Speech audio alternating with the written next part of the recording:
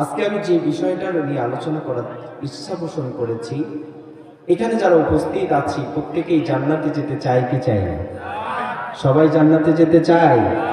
কারা কারা চাই না দুই হাত তুলে আল্লাহ দেখায়। একজন জান্নাতে যেতে চান না? চান তো হাঁটু ঢালেন কেন?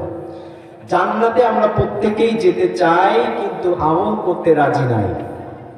ঠিক না ঠিক? জান্নাতে আমরা প্রত্যেকেই যেতে চাই, কিন্তু জান্নাতের কাজ করতে রাজি নাই। আজকে এমন একটা বিষয় আমি সিলেক্ট করেছি, জান্নাতি ব্যক্তি যারা হবে তাদের গুণাবলী কি হবে সেই বিষয়ে আলোচনা হবে ইনশাআল্লাহ। মানুষ যারা হবে তাদের মাঝে কিরকম গুণাবলী থাকবে, এই গুণাবলীগুলো নিয়ে আমরা আজকে আলোচনা করার চেষ্টা করব। বলি ইনশাআল্লাহ। সবাই বলুন তো আমাদের আলোচ্য বিষয়ের নাম কি? জান্নাতি ব্যক্তিদের গুণাবলী। সবাই বলেন জান্নাতি ব্যক্তিদের। কালকে বাসায় গিয়ে বলতে পারবেন তো কি বিষয়ে আলোচনা শুনছেন? জান্নাতি ব্যক্তিদের গুণাবলী। এক নম্বর, আমি যতগুলো কথা বলবো কোরআন এবং হাদিস থেকে দলিল দেওয়ার চেষ্টা করবো ইনশাআল্লাহ। আপনাদেরকে মনে রাখতে হবে, এক নম্বর হচ্ছে জান্নাতি মানুষ যারা হবে তাদের এক নম্বরের গুণাবলী হলো তাদের অন্তরগুলো হবে নরম। জোরে বলুন সুবহানাল্লাহ। সবাই বলেন তাদের অন্তরগুলো কেমন হবে? দুই নম্বরে তাদের মেজাজ কড়া হবে না, তাদের মেজাজটা হবে খোশ মেজাজ, বদ মেজাজি হবে না। জোরে বলুন সুবহানাল্লাহ। তিন নম্বরে ওই ব্যক্তিগুলো সব সময় ভয় করবে একজনকে, আওয়াজ দিয়ে বলুন তিনি কে? হযরতে আবু হুরায়রা রাদিয়াল্লাহু তাআলা আনহু তিনি বলেন, রাসূল করিম সাল্লাল্লাহু আলাইহি ওয়াসাল্লাম বলেছেন, ইয়াদখুলুল জান্নাতা আকওয়ামুন মিথলা আফইদাতিত তায়র। যারা বলুন সুবহানাল্লাহ। আল্লাহর হাবিব সাল্লাল্লাহু আলাইহি ওয়াসাল্লাম বললেন, ইয়াদখুলুল জান্নাতা আকওয়ামুন, জান্নাতে প্রবেশ করবে ওই ব্যক্তিরা যাদের অন্তরটা হবে পাখির অন্তরের মতো। জোরে বলুন সুবহানাল্লাহ। এখন আমরা এখানে পাখির অন্তর বলতে কি বুঝলাম? এখান থেকে যেটা বোঝানো হয়েছে সেটা হলো যারা জান্নাতি ব্যক্তি হবে তাদের অন্তরটা হবে নরম, তারা বদমেজাজি হবে না, সঙ্গে সঙ্গে তাদের অন্তরটা সব সময় ভয়ে ভীত থাকবে কার? আল্লাহ রাব্বুল আলামিন তার হাবিবের মাধ্যমে জানিয়ে দিয়েছেন, ও দুনিয়ার মানুষেরা, জান্নাতে প্রবেশ করবে ওই ব্যক্তিরা, ইয়াদখুলুল জান্নাতা আকওয়ামুন মিথলা আফইদাতিত তায়র। ও দুনিয়ার মানুষেরা, ইয়াদখুলুল জান্নাত, জান্নাতে প্রবেশ করবে ওই ব্যক্তিরা, মিথলা আফইদাতিত তায়র, যাদের অন্তরগুলো হবে পাখির অন্তরের মতো। জোরে বলুন সুবহানাল্লাহ। এইটা বোঝানোর জন্য আমি একটা উদাহরণ দিয়ে থাকি। আমরা যখন একটা পাখিকে কোনো ডালের উপরে বসা দেখি, যারা যারা পাখিকে ডালের উপরে বসা দেখেছেন তারা আমার সঙ্গে জবাব দিবেন, একটা পাখি যখন কোন একটা ডালের উপরে বসে থাকে, একবার ডানে তাকায় আর একবার বামে তাকায়, একবার সামনে তাকায় আর একবার পিছনে তাকায়, একবার উপরে তাকায় তো একবার নিচে তাকায়, ডানে বামে সামনে পিছনে উপরে নিচে সব সময় চোখটাকে সব সময় চতুর্দিকে ছড়িয়ে রাখে। তার মানে হলো কোন দিক থেকে তার উপরে আঘাত আসবে, ডান দিক থেকে কেউ তাকে ঢিল ছুড়লো কিনা, কেউ তাকে তীর মারলো কিনা, কেউ তাকে গুলি ছুড়লো কিনা, সেই আঘাত থেকে নিজেকে বাঁচানোর জন্য সব সময় একটা পাখি স্থির থাকতে পারে না, চতুর্দিকে নজর রাখে। কথা বলেন ঠিক না বেঠিক?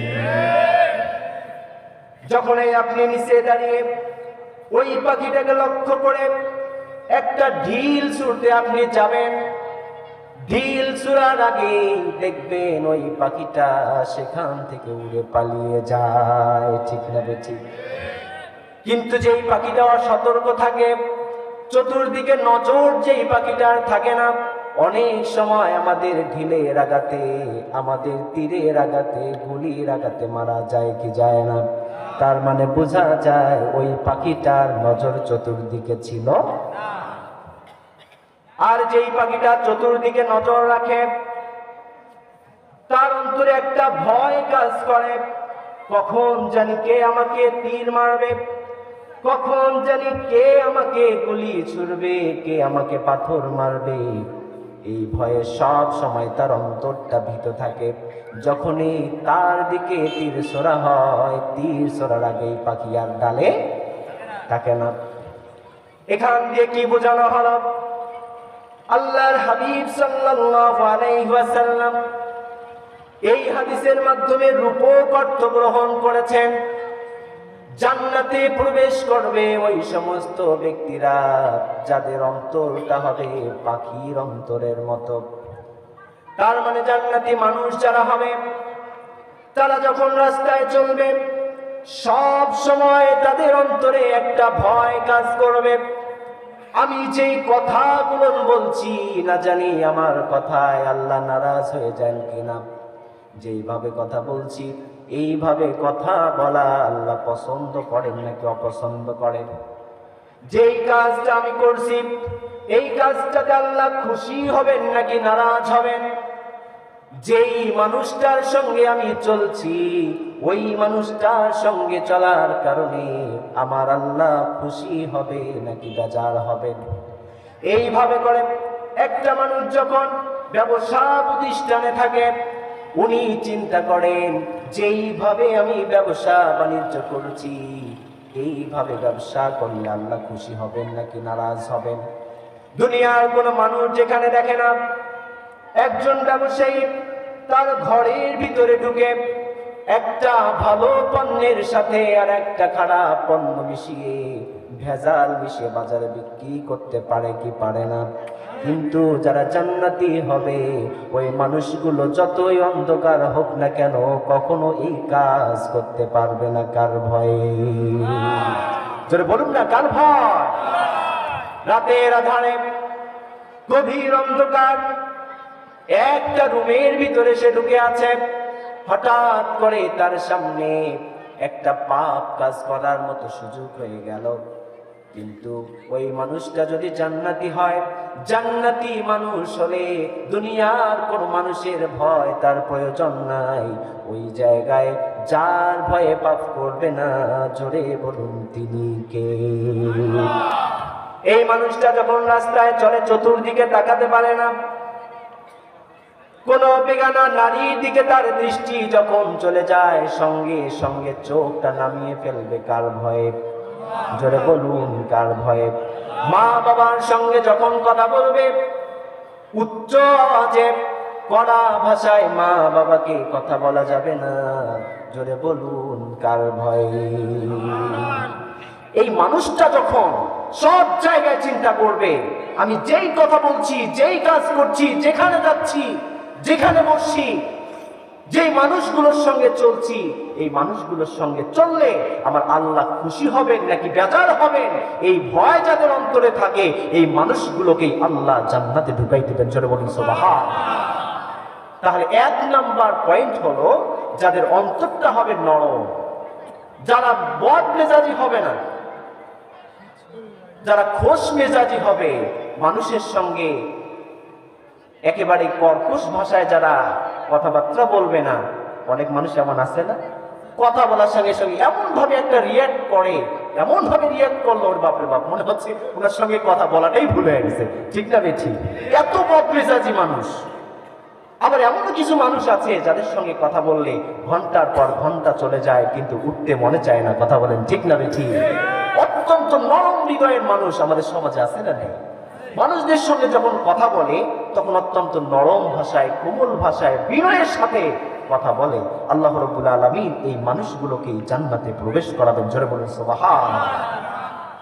2 নাম্বার, যেই সমস্ত মানুষেরা হবে ভদ্র এবং মানুষের সাথে যারা মিশে চলে, মিশুক, এই মানুষগুলো হবে জান্নাতি। জোরে বলুন সুবহান। বানিয়ে বললাম?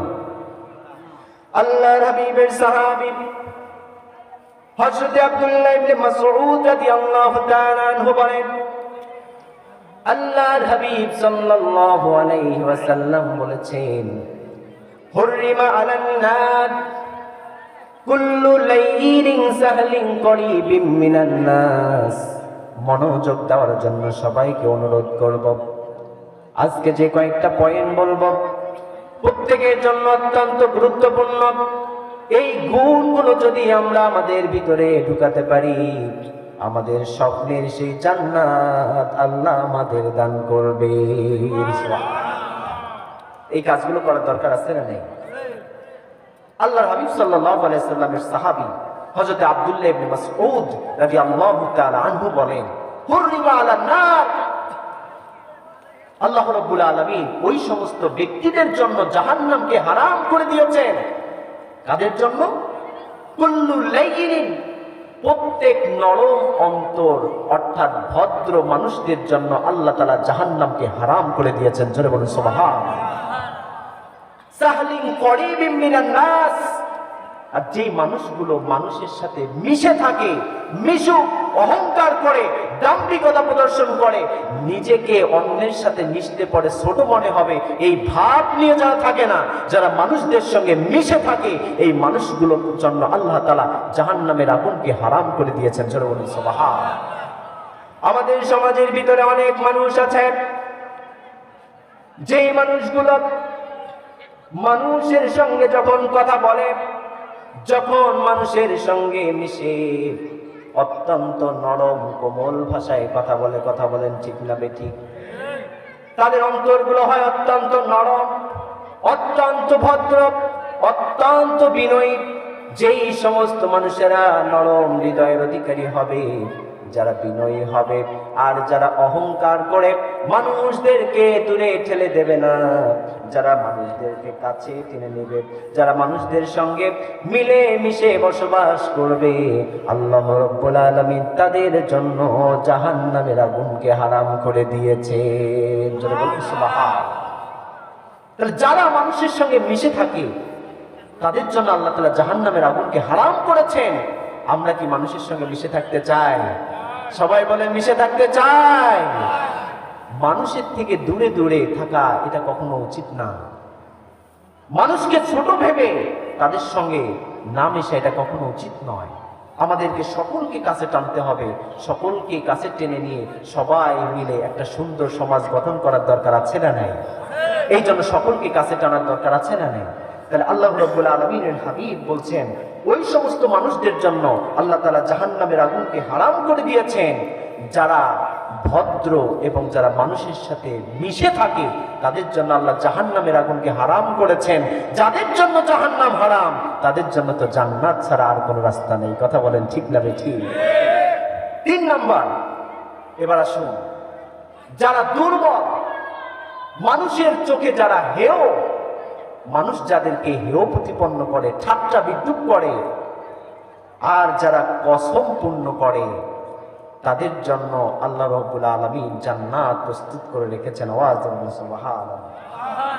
হযরত হারিসা ইবনে ওয়াহাব রাদিয়াল্লাহু তাআলা তিনি বলেন, আল্লাহর হাবিব সাল্লাল্লাহু আলাইহি ওয়াসাল্লামকে আমি বলতে শুনেছি, তিনি বলেছেন, আলা উখবিরুকুম বিআহলিল জান্নাহ, ও দুনিয়ার মানুষেরা, ও আমার উম্মতেরা, আমি কি তোমাদেরকে জান্নাতের অধিবাসীদের সম্পর্কে কথা বলবো না? কারা জান্নাতের অধিবাসী হবে, কারা জান্নাতের মেহমান হবে, আমি কি তোমাদেরকে তাদের কথা বলবো না? ক্বালু বালা, তখন সাহাবায়ে কেরাম বললেন, অবশ্যই অবশ্যই আপনি বলুন কারা জান্নাতি হবে। আপনারা শুনতে চান? আল্লাহর হাবিবের সাহাবীর সামনে রাসূল সাল্লাল্লাহু আলাইহি ওয়াসাল্লাম বললেন, আলা উখবিরুকুম বিআহলিল জান্নাহ, ও আমার সাহাবীরা, আমি কি তোমাদেরকে জান্নাতি কারা হবে এই মানুষদের পরিচয় বলবো না? আমি কি তোমাদেরকে ওই জান্নাতি লোকদেরকে চিনাই দেব না কারা জান্নাতি মেহমান হবে? তখন সাহাবায়ে কেরাম বললেন, বালা, অবশ্যই ও আল্লাহর হাবিব সাল্লাল্লাহু আলাইহি ওয়াসাল্লাম, আপনি বলুন কারা জান্নাতি হবে। আল্লাহর হাবিব সাল্লাল্লাহু আলাইহি ওয়াসাল্লাম বললেন, কুল্লু যায়িফিন মুতাদাওয়াফুন, প্রত্যেক দুর্বল আর লোক চোখে যারা হেয় প্রতিপন্ন, এই মানুষগুলোই আল্লাহ রাব্বুল আলামিনের জান্নাতের মেহমান হয়ে যাবে। সুবহানাল্লাহ। এই জন্য সমাজের ভিতরে যারা দুর্বল মানুষ, যাদেরকে নিয়ে ঠাট্টা বিদ্রুপ করে, তাদের মন খারাপের কোনো কারণ নেই। ও আমার ভাইয়েরা, পরিষ্কার ভাষায় জানিয়ে দিচ্ছি, সমাজের ভিতরে এমন অনেক দুর্বল মানুষ আছে যাদের উপরে মানুষ অত্যাচার করে, জুলুম করে, নির্যাতন করে। তাদের পক্ষ নিয়ে দাঁড়ানোর মতো কেউ মানুষ নেই, তাদের তেমন কোনো লোক বড় নেই। ওই মানুষগুলোর উপরে যারা নির্যাতন করে, অত্যাচার করে, কিন্তু তারা প্রতিবাদ করতে পারে না। সমাজের ভিতরে এমন অনেক মানুষ আছে যাদেরকে নিয়ে ঠাট্টা বিদ্রুপ করা হয়, কিন্তু কোনোদিন সে প্রতিবাদ করে না। এই আল্লাহ রাব্বুল আলামিনের হাবিব জানিয়ে দিয়েছেন, যারা এইরকম গুণের অধিকারী হবে তাদের জন্য আল্লাহর জান্নাত। জোরে বলুন সুবহানাল্লাহ। সুতরাং সমাজের যারা দুর্বল, যারা লোক চোখে হেয় প্রতিপন্ন হবে, আল্লাহর হাবিবের ভাষায় তারাই হলো জান্নাতি। জোরে বলুন সুবহানাল্লাহ। এরপর আল্লাহর হাবিব সাল্লাল্লাহু আলাইহি ওয়াসাল্লাম বলেন, লাউ আকসামা আলাল্লাহি লা আবারহু।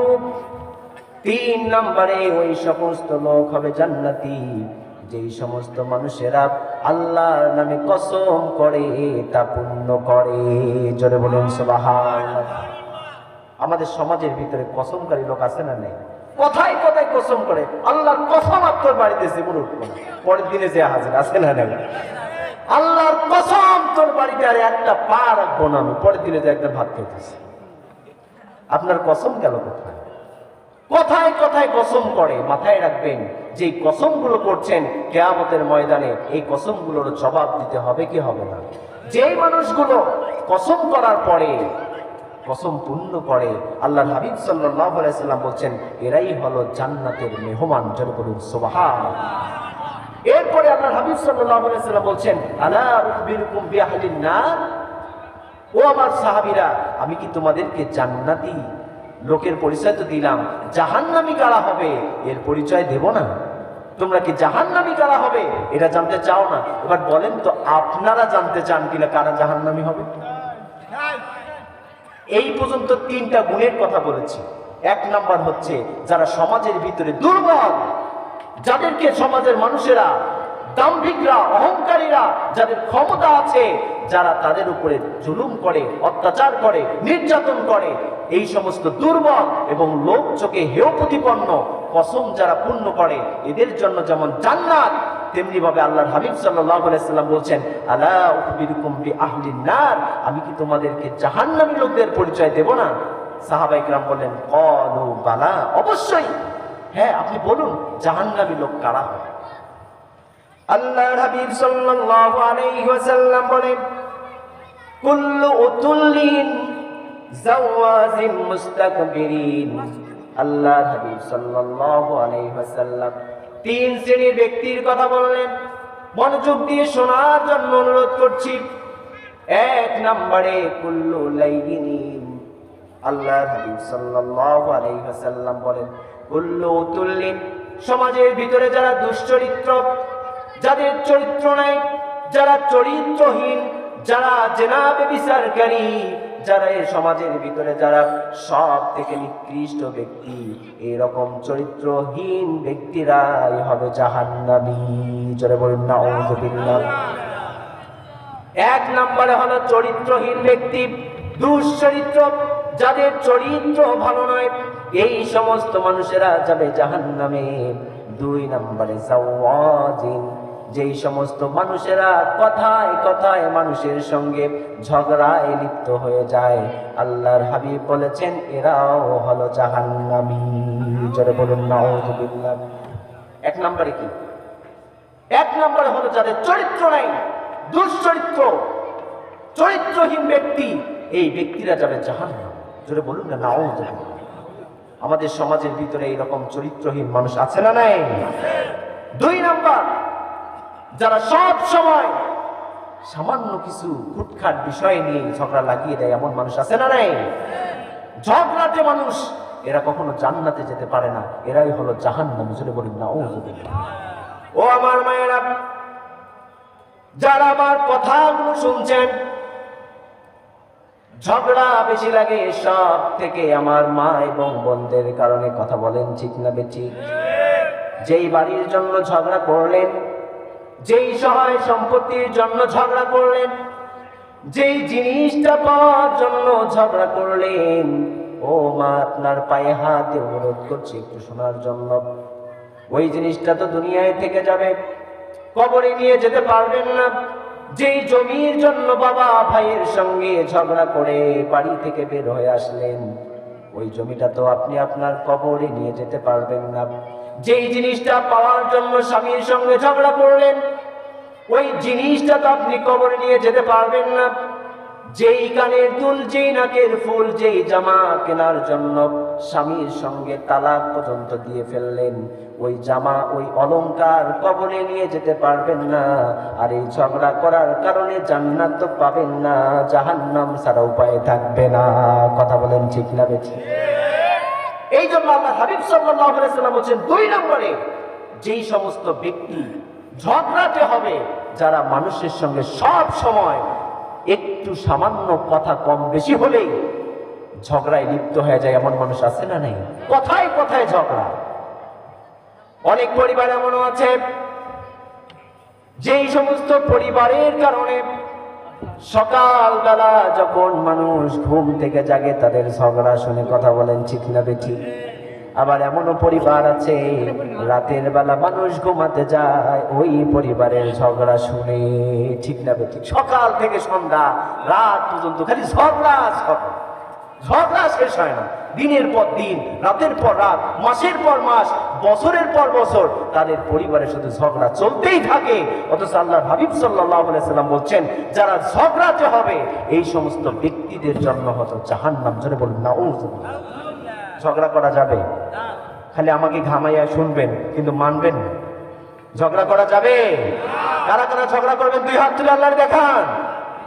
একজন ঝগড়া করবে না, মাশাআল্লাহ। আমি দেখবো এবার, এই বাড়ি তো আমার এখানে না।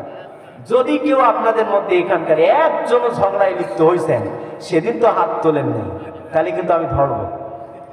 আমি এখানে বসে আপনাদের জন্য কত কষ্ট করে, আপনি কি মনে করছেন আমি একদিনে এটা পড়াশোনা না করে এসে আলোচনা করতেছি? কখনোই নয়। এটা আলোচনা করার জন্য আমাকে দীর্ঘ সময় ধরে স্টাডি করতে হয়েছে, পড়াশোনা করতে হয়েছে, এরপরে আমি এখানে আলোচনার জন্য বসেছি। আপনি তো শুধুমাত্র বাজার থেকে কে বলে এসে বসলেন? আপনার তো টেনশন নেই, টেনশন তো সব আমার মাথায়। আলোচনা যিনি করবেন তার মাথায় টেনশন থাকে, কি বলবো, কিভাবে বুঝাবো, কোন জিনিসটা বুঝালে পরে মানুষ বুঝবে, সব টেনশন আমাদের। আর আপনাদের কাজ শুধু ভাল লাগছে, ভাল লাগে না, এতটুকুর মধ্যে সীমাবদ্ধ নয়। আমি আপনাদেরকে বলবো, এটা একটা ক্লাস। এখান থেকে যে কথাগুলো বলবো প্রত্যেকটাই আমাদের আমলের নিয়ে শোনার দরকার আছে না নেই? কথাগুলো বলতে গেলে অনেক কষ্ট হয়। এই জন্য আপনাদেরকে অনুরোধ করব, না কখনোই এটা ভাববেন না যে হুজুর আলোচনা করে তো টাকা পান, ওই জন্য তো আপনি আলোচনা করেন। কখনোই নয়। আপনাদেরকে একটা অনুরোধ করি, জীবনে কোনোদিন আল্লাহ তাআলা যেন এই নিয়তে আমাকে কোনো স্টেজে না উঠায় যে অর্থের বিনিময়ে, অর্থের লোভে আমি স্টেজে বসেছি। আল্লাহ তাআলা যেন আমাকে খালিস নিয়তে দ্বীন প্রচারের স্বার্থে আল্লাহ তাআলা যেন আমাকে আলোচনাগুলো করার তৌফিক দেন। সকলে বলে আল্লাহুম্মা আমিন। আর আপনাদেরকে শোনার এবং মানার তৌফিক দেন। বলেন আল্লাহুম্মা আমিন। তাহলে ঝগড়া করা যাবে? তাহলে আজকে থেকে আপনারা সবাই বলছেন ঝগড়া আমরা করব না। আমার মায়েদেরকে আমি বলবো, ঝগড়া আপনারা করবেন? ওখান থেকেই বলেন হ্যাঁ নাকি না। কারণ আমি না শুনলে আমার আল্লাহ শুনছেন। ঠিক না বেঠি? আপনি যদি বলছেন হ্যাঁ করবো, সেটাও আল্লাহ শুনছেন। আর যদি বলছেন না করবো না, সেটাও আল্লাহ শুনছেন। আর যদি চুপ আছেন, সেটাও আল্লাহ দেখছেন। ঠিক না বেঠি? তার মানে আপনি দুই দিকেই যান নাই, হ্যাঁও বলেন নাই, নাও বলেন নাই। তার মানে আপনার চিন্তা আছে মাঝে মাঝে করবো, মাঝে মাঝে ছাড়বো। ঠিক না বেঠি? সব কিন্তু আল্লাহ জানে। আল্লাহু আলিমুম বিযাতিস সুদূর। আল্লাহ অন্তরের খবর খুব ভালোভাবেই জানেন। কে কোন নিয়তে কথাগুলো বলছেন, কে কোন নিয়তে কথাগুলো শুনছেন, আর কারা বাইরে দাঁড়িয়ে সমালোচনা করছেন, এখানে আমি না জানলেও আমার আল্লাহ কিন্তু ঠিকই জানেন। ঠিক না বেঠিক? এই জন্য যারা দুশ্চরিত্র হবে, যারা চরিত্রহীন হবে, লম্পট হবে, যারা ঝগড়াকারী হবে, এদের জন্য জান্নাত নয়, এরা হলো জাহান্নামী। কথা বলেন ঠিক না বেঠিক? তিন নম্বর আল্লাহর হাবিব সাল্লাল্লাহু আলাইহি ওয়াসাল্লাম বলেন মুস্তাকবির, যেই সমস্ত মানুষেরা অহংকারী হবে, দাম্ভিক হবে, এই সমস্ত ব্যক্তিরা থাকবে জাহান্নামে। জোরে বলুন নাউযুবিল্লাহ। সমাজের ভিতরে এরকম দাম্ভিক মানুষের অভাব নেই। রাস্তা দিয়ে চলার সময় তার গাড়িটার সঙ্গে একটা সাইকেল শুধু এসে লেগে গেছে, তেমনি গাড়ি থেকে নেমে বলে, এই যে তুমি আমার চেনো? বলে বাপরে, এমন একটা অবস্থা, এই গাড়িতে লাগাই না কেন? যেই শুধু বলছে ভাই আমার ভুল হয়ে গেছে, আমি তো দেখিনি, আপনি তো এদিক দিয়ে যাইতে ধরছেন, এমন ভাব মনে হয় যে ইনি হলেন বাদশার হইল ফকির। ঠিক না বেটি? এমন একটা রিয়াকশন উনি ওই সময় এমন একটা রিয়াক্ট করলো, আর এমন ভাবে বিহেভ করতেছে মনে হচ্ছে ওকে, ও হলো ছাগল আর ইনি হলো বাঘ।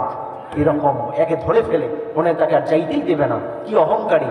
আরে মেয়ে, আপনি তো ফকিরের ঘরের ফকির। ঠিক না বেটি? ইন্নাল্লাহা গনিয়ুন ওয়া কুল্লুহুম ফুকারা। আপনাকে চেনার কি আছে? আপনি যে বললেন তুমি আমারে চেনো, আপনাকে চেনার কি আছে? আপনি তো ফকিরের ঘরের ফকির। আমি আজকে এখানে আলোচনা করতেছি, আমি হইলাম দ্বিতীয় বক্তা ফকির, আর আপনারা যারা শুনতে আসছেন আপনারা শ্রোতা ফকির। যিনি আজকে সভাপতি হবেন, হুজুর মন খারাপ না করলে আমি বলবো উনি হচ্ছেন আজকে সভাপতি, ফকির, ফকির সভাপতি, ফকির প্রধান অতিথি, ফকির আলোচক। কারণ আল্লাহ নিজেই সেটা পরিচয় দিয়েছেন, ইন্নাল্লাহা গনিয়ুন ওয়া কুল্লুহুম ফুকারা। নিশ্চয় আল্লাহ হচ্ছেন ধনী, আর দুনিয়ার তোমরা সব হলো ফকির। ঠিক না বেঠি? তা আমার বাবাও তো ফকির, আমার বাবার বাবাও ফকির। তাহলে আমার দাদা যদি ফকির হয় আমার বাবা ফকির, আমার বাবা যদি ফকির হয় আমি ফকির, তাহলে আমি আলোচক হিসাবে ফকির, আপনারাও তো ফকির। ঠিক না বেঠি? তো ফকিরেরই আজকে আলোচনা চলতেছে, তো তোমার চেনার কি আছে? এরকম মানুষ আছে না নাই? এই দাম্ভিক লোকদের জন্য আল্লাহর জান্নাত নয়, এরা থাকবে জাহান্নামে। জোরে বলুন নাউযুবিল্লাহ। সংক্ষিপ্ত ভাবে বলছি, তাহলে এক নম্বরে বলেছিলাম যাদের অন্তরগুলো হবে নরম, যারা হবে খোশ মেজাজি, যারা সব সময় আল্লাহর ভয়ে ভীত থাকবে। চার নম্বরে বলেছিলাম যারা হবে ভদ্র এবং যারা মানুষের সাথে মিশে থাকবে। 5 নম্বরে বলেছিলাম প্রত্যেক দুর্বল লোক চোখে হেয় প্রতিপন্ন কসম পূর্ণকারী ব্যক্তি যাবে জান্নাতে। জোরে বলুন সুবহানাল্লাহ। এরপরে আসুন তার পয়েন্টেই আল্লাহর হাবিব সাল্লাল্লাহু আলাইহি সাল্লাম বলেছেন যারা রাসূল সাল্লাল্লাহু আলাইহি সাল্লামের অনুসরণ করবে তারাও হবে জান্নাতি। জোরে বলুন সুবহানাল্লাহ। হযরত আবু হুরায়রা রাদিয়াল্লাহু তাআলা আনহু বলেন, আন্না রাসূলুল্লাহ সাল্লাল্লাহু আলাইহি ওয়াসাল্লাম قال কুল্লু উম্মতি ইয়াদখুলুনাল জান্নাহ। আল্লাহর হাবিব সাল্লাল্লাহু আলাইহি ওয়াসাল্লাম বলেন, কুল্লু উম্মতি ইয়াদখুলুনাল জান্নাহ, আমার প্রত্যেকটা উম্মত জান্নাতে প্রবেশ করবে। জোরে বলুন সুবহানাল্লাহ। ইল্লা মান আবা, তবে আল্লাহর হাবিব সাল্লাল্লাহু আলাইহি ওয়াসাল্লাম বলেন তবে যেই ব্যক্তি আমাকে অস্বীকার করবে সেই ব্যক্তি ছাড়া। জোরে বলুন সুবহানাল্লাহ। কুল্লু উম্মতি ইয়াদখুলুনাল জান্নাহ, আমার প্রত্যেকটা উম্মত জান্নাতে প্রবেশ করবে। ইল্লা মান আবা, তবে যে আমাকে অস্বীকার করবে সে জান্নাতে যেতে পারবে না। সমস্ত সাহাবায়ে কেরাম বললেন, ইয়া রাসূলুল্লাহ সাল্লাল্লাহু আলাইহি ওয়াসাল্লাম ওয়া মান ইয়াবা। ওগো আল্লাহর হাবিব সাল্লাল্লাহু আলাইহি ওয়াসাল্লাম, আপনাকে কে আবার অস্বীকার করবে?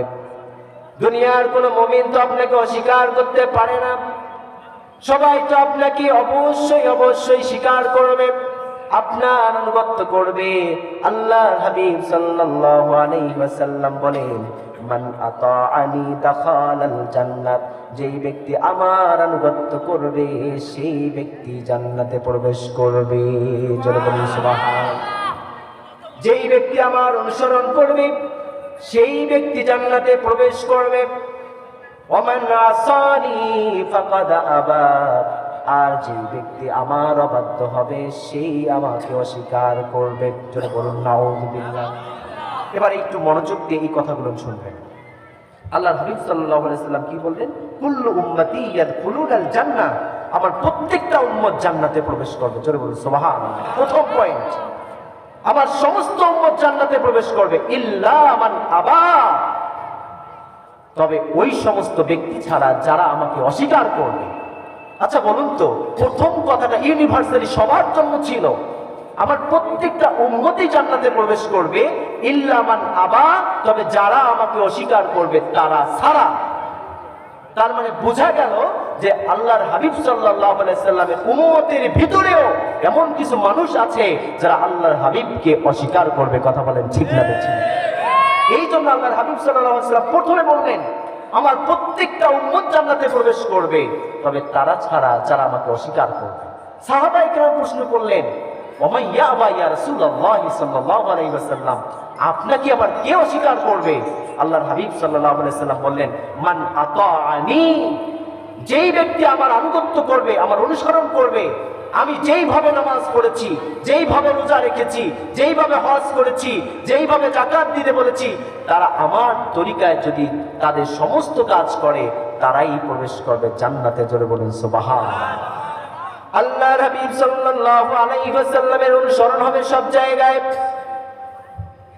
নামাজ পড়বো রাসূলের তরিকায়, রাসূল যেভাবে পড়েছেন সেইভাবে নামাজ পড়ার দরকার আছে না নাই? রোজা আমরা রাখবো সেইভাবে, আল্লাহর হাবিব যেইভাবে রেখেছেন, আল্লাহর হাবিব সাল্লাল্লাহু আলাইহি ওয়াসাল্লাম যেইভাবে যাকাত দিতে বলেছেন ওইভাবে যাকাত দেওয়ার দরকার আছে না নাই? আল্লাহর হাবিব সাল্লাল্লাহু আলাইহি ওয়াসাল্লাম যেইভাবে হজ করেছেন, নতুন করে হজ করলে হজ হবে নাকি? আল্লাহর হাবিব যেভাবে করেছেন সেইভাবে করা লাগবে। এখন নামাজ পড়লাম যার তরিকায়, রোজা রাখলাম যার তরিকায়, হজ করলাম যার তরিকায়, যাকাত দিলাম যার তরিকায়, পরিবার চালাবো কার তরিকায়? আল্লাহর হাবিব সাল্লাল্লাহু আলাইহি ওয়াসাল্লাম যেইভাবে পরিবার চালিয়েছেন ওইভাবে পরিবার চালানোর দরকার আছে না নাই? আল্লাহর হাবিব সাল্লাল্লাহু আলাইহি ওয়াসাল্লাম সমাজপতি ছিলেন কি ছিলেন না? যেইভাবে উত্তর দিয়েছেন, আল্লাহর হাবিব সাল্লাল্লাহু আলাইহি ওয়াসাল্লাম সমাজের নেতাই ছিলেন না? ছিলেন। আল্লাহর হাবিব সাল্লাল্লাহু আলাইহি ওয়াসাল্লাম সেনা প্রধান ছিলেন কি ছিলেন না? সেনাপতির দায়িত্ব তিনি পালন করেছেন। তিনি সেনাপতির দায়িত্ব পালন করে যুদ্ধের ময়দানেও গিয়েছেন। যুদ্ধের ময়দানে তিনি যুদ্ধ পরিচালনা করেছেন। আবার আল্লাহর হাবিব সাল্লাল্লাহু আলাইহি ওয়াসাল্লাম আইন মন্ত্রণালয় চালাইছেন কি চালেন নাই? মসজিদের ভিতরে বসে গোটা রাষ্ট্রের ভিতরে যত বিচার আচার ছিল সবে আল্লাহর হাবিব সাল্লাল্লাহু আলাইহি ওয়াসাল্লাম করছেন না করেন নাই? এখন নামাজ পড়বো যার তরিকায়, রোজা রাখবো যার তরিকায়, হজ করবো যার তরিকায়, যাকাত দিব যার তরিকায়, পরিবার সমাজ রাষ্ট্র চালাবো কার তরিকায়? এখন আল্লাহর হাবিব সাল্লাল্লাহু আলাইহি ওয়াসাল্লাম কোন তরিকায় রাষ্ট্র পরিচালনা করেছেন, সমাজ পরিচালনা করেছেন, এই জায়গায় যদি কোনো মানুষ সামান্যতম বিন্দু মাত্র যদি কখনো অবিশ্বাস করে বা কোনো যদি মানতে নারাজ হয়, তাহলে ওই মানুষটা মুমিন থাকবে না কাফের হয়ে যাবে? অনেকেই বলে যে আমরা শরিয়া আইন বিশ্বাস করি না, আমাদের সংবিধানের ভিতরে শরিয়া আইন নাই। আমি তাদেরকে একটু অনুরোধ করবো, আমার কথাগুলোতে মন খারাপ করার কোনো দরকার নেই। আপনিও মুসলিম, আপনিও জান্নাত পেতে চান, নামাজ পড়েন, 5 ওয়াক্ত না পড়লেও জুমার দিনে তো অন্তত পড়েন। আশা তো একটাই, জান্নাতে যেতে চাই। কথা বলেন ঠিক না বেঠিক? ওই মানুষটারও যদি জিজ্ঞেস করা হয় আপনি জান্নাতে যেতে চান, বলবে অবশ্যই জান্নাতে যেতে চাই, নাহলে হজে গেলাম কেন? আমি অবশ্যই জান্নাতে যেতে চাই, না হলে বাবা মারা গেলে জানাজায় গেলাম কেন? ঠিক না বেঠিক? সবাই জান্নাতে যেতে চায়। এখন আপনাদের কাছে আমার একটা প্রশ্ন, শরিয়া আইন এটা দুনিয়ার কোন মানুষের বানানো আইন নাকি আল্লাহর আইন? সবাইকে বলতে হবে কার আইন? কোন মানুষ যদি বলে আমরা শরিয়া আইন মানি না, শরিয়া আইন বিশ্বাস করি না, অথবা আমাদের সংবিধানে শরিয়া আইন নাই, তাহলে বলুন তো ওই দলে ওই ব্যক্তির সঙ্গে কোনো মুসলমান থাকতে পারে? আওয়াজ দিয়ে বলুন পারে? আমি শুধু তাকে একটু অনুরোধ জানাবো, যদি আমার কথাগুলো তার কান পর্যন্ত যদি পৌঁছে যায়, তাহলে একটু শুধু অনুরোধ জানাবো, প্রিয় ভাই আপনিও জান্নাতে যেতে চান, আর আমি আপনার শত্রু নই, শুধু এটুকু বলবো আপনি নিজে যেহেতু মুসলিম পরিচয় দিচ্ছেন, কিয়ামতের কঠিন ময়দানে আল্লাহর সামনে দাঁড়ানো লাগবে। সুতরাং এই জায়গায় আল্লাহ তাআলা শরীয়তের যত বিধান দিয়েছেন, আল্লাহর হাবিব সাল্লাল্লাহু আলাইহি সাল্লাম সব কিছু কোরআন থেকে নিয়ে নিয়ে সমাজটাকে চালাইছেন, রাষ্ট্রটাকে চালাইছেন। কথা বলেন ঠিক না বেঠিক? আল্লাহর হাবিব সাল্লাল্লাহু আলাইহি সাল্লাম যেইভাবে সমাজ, যেইভাবে রাষ্ট্র চালিয়েছেন, এটার নামই হচ্ছে শরিয়া আইন। আর এই আইনকে যদি কেউ বিশ্বাস না করে, সেই মানুষটা কোনোদিন মুমিন হতে পারে না, কাফের হয়ে যাবে। কথা বলেন ঠিক না বেঠিক? এই জন্য আমি আপনার কাফের ফতোয়া দেব না, আমি কোনো মুফতি না। আল্লাহর হাবিব সাল্লাল্লাহু আলাইহি সাল্লাম নিজের মন করা কোনো কথা দিয়ে কোনোদিন কোনো কাজ করেন নাই। আল্লাহর হাবিব সাল্লাল্লাহু আলাইহি সাল্লাম সব কিছু করেছেন কোরআন দিয়ে। কথা বলেন ঠিক না বেঠিক? আল্লাহ রাব্বুল আলামিন কোরআনুল কারীমের ভিতরে বলেন, আস-সারিকু ওয়াস-সারিকাতু ফাকতাউ আইদিয়াহুমা জাযাআন বিমা কাসাবা নাকালাম মিনাল্লাহ। জোরে বলুন আল্লাহু আকবার। আল্লাহ রাব্বুল আলামিন বলেন, চোর এবং চুন্ডি যদি ধরা পড়ে, তাদের বিনিময় স্বরূপ তোমরা তার হাত কেটে দাও। আল্লাহর হাবিব সাল্লাল্লাহু আলাইহি ওয়াসাল্লাম যতদিন রাষ্ট্র পরিচালনা করেছেন, ততদিন পর্যন্ত যত চোর ধরা পড়েছে তিনি হাত কাটছেন না, কাটেন নাই। একজন মহিলা চুরি করে ধরা পড়ল, যেই মহিলার নাম ছিল ফাতেমা। চুরি করার পরে যখন ধরা পড়ল, আল্লাহর হাবিবের কাছে বিচার চলে আসলো। আল্লাহর হাবিব সাল্লাল্লাহু আলাইহি ওয়াসাল্লাম সব কিছু খোঁজ নিয়ে দেখলেন অবশ্যই মহিলাটা চুরি করেছে। আল্লাহর হাবিব সাল্লাল্লাহু আলাইহি ওয়াসাল্লাম ফয়সালা দিয়ে দিলেন, যাও যাও তোমরা তার হাত কেটে দাও। তখন আহলে বাইতের পক্ষ থেকে, সাহাবায়ে কেরামের পক্ষ থেকে একটা সুপারিশ আসা শুরু হয়ে গেল। ও আল্লাহর হাবিব সাল্লাল্লাহু আলাইহি ওয়াসাল্লাম, দেখুন তো দেখি একটু কনসিডার করা যায় কিনা। মহিলাটার নাম হলো ফাতেমা, আপনার মেয়ের নাম হলো ফাতেমা। যদি কখনো এই মহিলাকে হাত কেটে দেওয়া হয়, হয়তোবা এমনটাও হতে পারে মানুষ ভুল বুঝতে পারে যে মুহাম্মাদের মেয়ে ফাতেমা চুরি করার অপরাধে তার হাত কাটা হয়েছিল। আল্লাহর হাবিব সাল্লাল্লাহু আলাইহি ওয়াসাল্লামের কাছে যখন রিকোয়েস্ট করা হলো, দেখুন তো একটু শাস্তিটা কমানো যায় কিনা, আল্লাহর হাবিব সাল্লাল্লাহু আলাইহি ওয়াসাল্লাম শান্ত মানুষটা অত্যন্ত গরম হয়ে গেলেন। তার চোখগুলো অগ্নিশর্মা হয়ে গেল। তিনি রেগে গেলেন, রাগ করে বললেন, ও আমার সাহাবীরা, পরিষ্কার ভাবে জেনে রাখো, আইন সবার জন্য সমান। আজকে যদি ওই মহিলা চুরি না করে আমার মেয়ে ফাতেমা বিনতে মুহাম্মদ যদি চুরি করত, আমি মুহাম্মদ নিজে ফাতেমাকে নিয়ে এসে তার হাতটা আমি কেটে দিতাম। জোরে বলুন সুবহানাল্লাহ। এই আইনটা হচ্ছে শরিয়া আইন। জোরে বলুন কি আইন? শরিয়া আইন।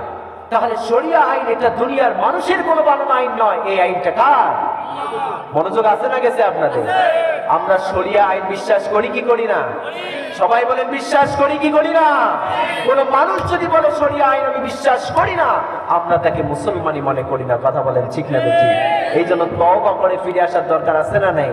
ওই সম্মানিত ব্যক্তিকে বলবো, যদি এটা আপনার নিজস্ব বক্তব্য হয় তাহলে অনতিবিলম্বে তওবা করে ফিরে আসেন, নতুন মৃত্যুবরণ করলে কবরে গেলে খবর আছে। কথা বলেন ঠিক না বেঠিক? আর যদি এটা তাদের দলীয় বক্তব্য হয়, তাহলে আমি তাদেরকে অনুরোধ জানাবো, অতি দ্রুত, এটা তার ব্যক্তিগত বক্তব্য হলে তাকে অবশ্যই শোকজ করতে হবে, কারণ দর্শনের নোটিশ দিতে হবে। যদি এই কাজ আপনারা না করেন, তাহলে আমরা ধরে নেব আপনারা ওই বক্তব্যকে সমর্থন করেছেন। কথা বলেন ঠিক না বেঠিক? আর যদি আপনারা আপনাদের সংবিধানে শরিয়া আইন বিশ্বাস করি না, এই কথা যদি আপনাদের সংবিধানে না থাকে, বা যদি থাকে আপনারা যদি এইটা রাখেন, তাহলে কোনো মুসলমান সেই দলে থাকতে পারে না। কথা বলেন ঠিক না বেঠিক? তাহলে শরিয়া আইনে আমাদের বিশ্বাস আছে না নাই? আল্লাহর হাবিব সাল্লাল্লাহু আলাইহি ওয়াসাল্লামের আনুগত্য করবে যারা, শরিয়া আইন মানবে তারা। কথা বলেন ঠিক না বেঠিক? এই জন্য আল্লাহর হাবিব সাল্লাল্লাহু আলাইহি ওয়াসাল্লাম বলেন, মান আতানি দাখালাল জান্নাহ, যেই মানুষটা আমার আনুগত্য করবে সেই জান্নাতে প্রবেশ করবে। জোরে বলুন সুবহানাল্লাহ। ওমান আসানি ফাকাদ আবা, আর যে মানুষটা আমার অবাধ্য হবে সে আমাকে অস্বীকার করবে। জোরে বলুন না নাউযুবিল্লাহ। আর আল্লাহর হাবিবকে যদি কেউ অস্বীকার করে সেই মানুষটা মুমিন না কাফের? সবাই বলেন মুমিন না কাফের?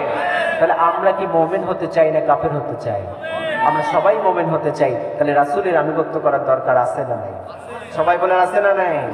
এবার আসুন, আল্লাহর হাবিব সাল্লাল্লাহু আলাইহি ওয়াসাল্লাম অন্য আরেকটা হাদিসের ভিতরে বলেন, যেই সমস্ত মানুষেরা আল্লাহর সন্তুষ্টির জন্য প্রতিদিন 12 রাকাত নফল সালাত আদায় করবে, এই সমস্ত মানুষদেরকে আল্লাহ তাআলা জান্নাত দান করবেন। জোরে বলুন সুবহানাল্লাহ।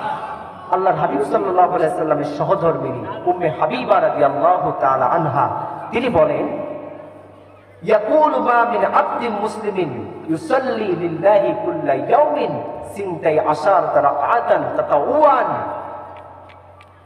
গায়রা ফারিদাতিন ইল্লা বানাল্লাহু লাহু বাইতান ফিল জান্নাহ। জোরে বলুন সুবহানাল্লাহ। আল্লাহর হাবিব সাল্লাল্লাহু আলাইহি ওয়াসাল্লামের সহধর্মিণী উম্মে হাবিবা রাদিয়াল্লাহু তাআলা আনহা বলেন, আমি আল্লাহর হাবিব সাল্লাল্লাহু আলাইহি ওয়াসাল্লামকে বলতে শুনেছি, তিনি বলেছেন, মা মিন আবদিন মুসলিমিন, যেই মুসলমান ব্যক্তি ইউসাল্লি লিল্লাহ, আল্লাহর জন্য নামাজ আদায় করবে, কুল্লা ইয়াউমিন সিনতাই আশারা, যেই ব্যক্তি প্রতিদিন 12 রাকাত সালাত আদায় করবে, তাতাওয়ান গায়রা ফারিদাতিন, প্রত্যেক ফরজ নামাজ বাদ দিয়ে, ফরজ নামাজগুলো বাদ দিয়ে যেই ব্যক্তি প্রতিদিন নফল 12 রাকাত নামাজ আদায় করবে, ইল্লা বানাল্লাহু লাহু বাইতান ফিল জান্নাত, আল্লাহ রাব্বুল আলামিন তার জন্য জান্নাতে একটা ঘর তৈরি করবে। সুবহানাল্লাহ। এখন কোন 12 রাকাত নামাজ জানার দরকার আছে না নাই? আল্লাহর হাবিব সাল্লাল্লাহু আলাইহি ওয়াসাল্লাম বলেন, যেই ব্যক্তি ফরজ নামাজগুলো বাদ দিয়ে প্রতিদিন 12 রাকাত নফল নামাজ আদায় করবে, ওই ব্যক্তির জন্য আল্লাহ রাব্বুল আলামিন জান্নাতে একটা ঘর তৈরি করবেন। হাদিসের মধ্যে এসেছে, এই 12 রাকাত নামাজ হলো ফজরের নামাজের ফরজের পূর্বে যেই 2 রাকাত, ফরজের পূর্বে 2 রাকাত, জোহরের আসরে জোহরের ফরজের পূর্বে 4 রাকাত, আবার ফরজের পরে হলো 2 রাকাত, মোট হলো কয় রাকাত? ফজরের পূর্বে কয় রাকাত? ফরজের পূর্বে কয় রাকাত? 2 রাকাত। জোহরের ফরজের পূর্বে কয় রাকাত? এরপরে ফরজের পরে 2 রাকাত, কয় রাকাত হলো? 8 রাকাত। মাগরিবের পরে হচ্ছে 2 রাকাত, মানে মাগরিবের ফরজের পরে 2 রাকাত, এশার ফরজ নামাজের পরে হলো 2 রাকাত। জোরে বলুন সুবহানাল্লাহ। যেই সমস্ত মানুষ এই 12 রাকাত সালাত আদায় করবে, সুন্নাতে মুআক্কাদা যারা আদায় করবে, তাদের জন্য আল্লাহ রাব্বুল আলামিন জান্নাতে একটা ঘর তৈরি করবেন। জোরে বলুন সুবহানাল্লাহ। এরপরে আল্লাহর হাবিব সাল্লাল্লাহু আলাইহি ওয়াসাল্লাম বলেন, যারা আত্মীয়তার সম্পর্ক রক্ষা করবে তাদের জন্য রয়েছে জান্নাত। জোরে বলুন সুবহানাল্লাহ। عن أبي أيوب الأنصاري رضي الله تعالى عنه قال جاء رجل إلى النبي صلى الله عليه وسلم فقال دلني على عمل عمله يدنيني من الجنة ويباعدني من النار। سبحان الله। হযরত আবু আইয়ুব রাদিয়াল্লাহু তাআলা আনহু বলেন, এক ব্যক্তি আল্লাহর হাবিব সাল্লাল্লাহু আলাইহি সাল্লামের কাছে আসলেন, আসার পরে বললেন, দুল্লানি আলা আমালিন আমালুহু, ও আল্লাহর হাবিব সাল্লাল্লাহু আলাইহি ওয়াসাল্লাম আমাকে এমন কিছু আমলের কথা বলুন যেই আমলগুলো আমাকে জান্নাতের অতি নিকটবর্তী করে দেয়। জোরে বলুন সুবহানাল্লাহ। ওয়া ইউবাইদুনি মিনান নার, এবং আপনি আমাকে এমন কিছু আমলের কথা বলুন যেই আমলগুলো আমাকে জাহান্নাম থেকে দূরে রাখবে। জোরে বলুন সুবহানাল্লাহ। তার মানে একজন ব্যক্তি রাসূল সাল্লাল্লাহু আলাইহি ওয়াসাল্লামের কাছে এসে বললেন, ও আল্লাহর হাবিব সাল্লাল্লাহু আলাইহি ওয়াসাল্লাম এমন কিছু আমলের কথা বলুন যেগুলো আমাকে জান্নাতের নিকটবর্তী করবে এবং জাহান্নাম থেকে দূরে রাখবে। কোন আমলগুলো জান্নাতের নিকটবর্তী করে দেয় এবং জাহান্নাম থেকে দূরে রাখে আমাদেরও জানার দরকার আছে না নাই? সবাই বলেন আছে না নাই? একটু সাউন্ডটা বাড়ালে আমার জন্য ভালো হতো, খুব কষ্ট হচ্ছে। আল্লাহর হাবিব সাল্লাল্লাহু আলাইহি ওয়াসাল্লাম 1 নম্বরে বলছেন, তা'বুদুল্লাহ ও আমার সাহাবী, তুমি ইবাদত করবে, দাসত্ব করবে, গোলামি করবে, জোরে বলুন তো কার? আল্লাহর হাবিব সাল্লাল্লাহু আলাইহি ওয়াসাল্লাম বলেন, তা'বুদুল্লাহ, তুমি আল্লাহর ইবাদত করবে, তার দাসত্ব করবে, ওয়ালা তুশরিক বিহি শাইয়া, তবে মাথায় রাখবে, খবরদার খবরদার তার সঙ্গে কাউকে শরীক করবে না। জোরে বলুন সুবহানাল্লাহ। ওয়া তুকিমুস সালাত, নামাজ কায়েম করবে, ওয়া তুতিজ যাকাত, যাকাত আদায় করবে, ওয়া তাসিলু যারিহমি, আর তুমি আত্মীয়তার সম্পর্ক রক্ষা করবে। জোরে বলুন সুবহানাল্লাহ। কয়টা কথা বলছেন? আপনাদের মনোযোগ মনে নষ্ট হয়েছে নাকি? চতুর্দিকে তাকানো তাকানো দেখতেছি আপনাদের। আল্লাহর হাবিব সাল্লাল্লাহু আলাইহি সাল্লাম বলছেন, এক নাম্বার কাজ হলো তা'বুদুল্লাহ, তুমি ইবাদত করবে, দাসত্ব করবে, গোলামি করবে, আইন মানবে। জোরে বলুন কার? ওয়ালা তুশরিক বিহি শাইয়া, তুমি তার সঙ্গে কাউকে শরীক করবে না। তিন নম্বরে ওয়া তুকিমুস সালাত, তুমি নামাজ কায়েম করবে, ওয়া তুতিজ যাকাত, তুমি যাকাত আদায় করবে, ওয়া তাসিলু যারিহমিক, এবং তুমি আত্মীয়তার সম্পর্ক রক্ষা করবে। চলে বলুন সুবহানাল্লাহ। ফালাম্মা আদবারা, যখন সেই ব্যক্তি ফিরে যেতে লাগলো, তখন আল্লাহর হাবিব সাল্লাল্লাহু আলাইহি সাল্লাম বলছেন, ইন তামাসসাকা বিমা উমিরা বিহি দাখালাল জান্নাহ। চলে বলুন সুবহানাল্লাহ। যখন ওই ব্যক্তি ফিরে যেতে লাগলো, আল্লাহর হাবিব সাল্লাল্লাহু আলাইহি ওয়াসাল্লাম বললেন,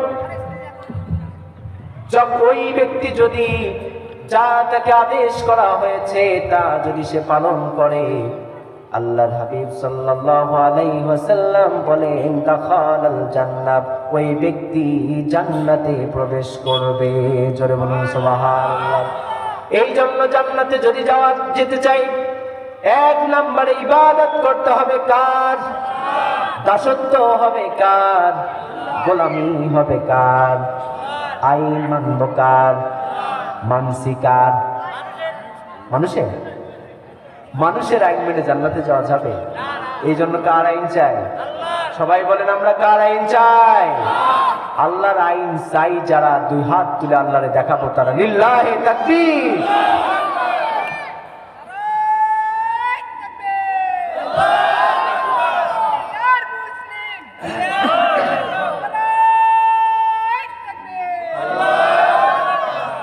সম্মানিত হাজিরিন, সময় সংক্ষিপ্ত, এই জন্য খুব দ্রুত গতিতে আমি আমার পয়েন্টগুলো বলার চেষ্টা করছি।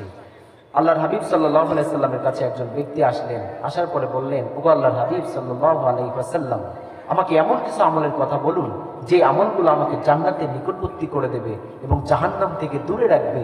আল্লাহর হাবিব সাল্লাল্লাহু আলাইহি সাল্লাম বললেন, এক নাম্বার, তুমি ইবাদত করবে, দাসত্ব করবে কার? দুই নম্বরে, তুমি তার সঙ্গে কাউকে শরীক করবে না। তিন নাম্বার, তুমি নামাজ কায়েম করবে। চার নাম্বার, তুমি যাকাত আদায় করবে। পাঁচ নাম্বার, অবশ্যই অবশ্যই আত্মীয়তার সম্পর্ক নষ্ট করবে না, আত্মীয়তার সঙ্গে সম্পর্ক বজায় রাখবে। জোরে বলুন সুবহানাল্লাহ। এই জন্য আত্মীয়তার সম্পর্ক বজায় রাখার দরকার আছে না নেই? সবাই বলেন, আছে না নেই? এরপরে আল্লাহর হাবিব সাল্লাল্লাহু আলাইহি সাল্লাম বলেন, যারা হবে চরিত্রবান, তাহাজ্জুদ গুজারি এবং অধিক পরিমাণে নফল রোজা যারা রাখবে এবং অন্যকে যারা খাদ্য দান করবে, এরাও হবে জান্নাতি। জোরে বলুন সুবহানাল্লাহ।